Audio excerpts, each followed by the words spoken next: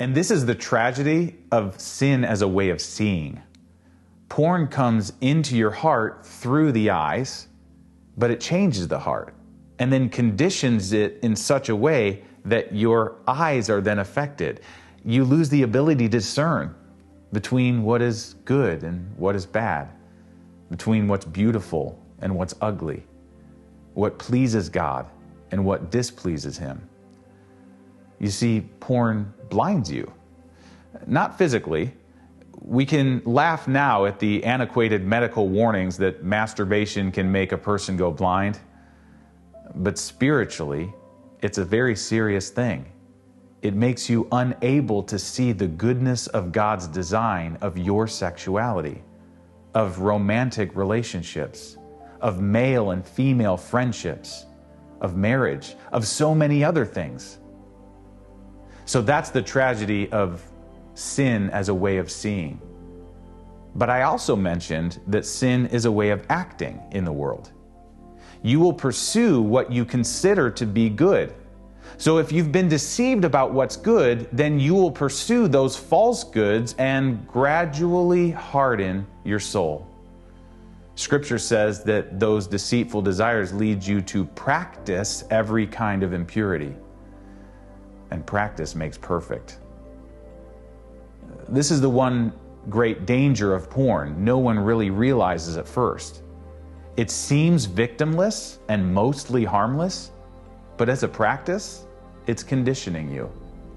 You involve your body and your soul in practicing porn, and you narrow both body and soul to its shape. You train your body to be aroused by what falls outside God's design.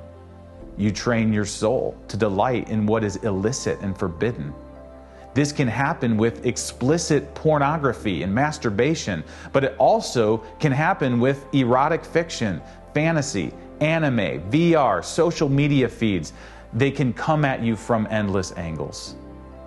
Anything that provokes sexual desire with the false promises of fulfillment, inclusion, intimacy, and all the other things God designed sex for in the wonder of a covenant marriage.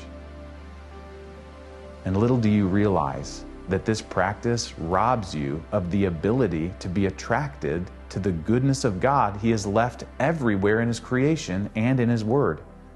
You become less able to love Him, to love others, and even to know yourself. That's the real destruction of porn. You condition yourself to objectify persons. Instead of people to serve and to build up, they become objects useful to your own desire. And so you have to be warned. A private sexual practice like porn alters the way you see people in the larger context of life. You might have heard of sexual addictions, and that's one of those terms that we can either use or misuse, but what's trying to be captured there is there's a physical side to this habituation that happens. It's a stewardship that you have to pay close attention to because you are a steward of your soul and your body.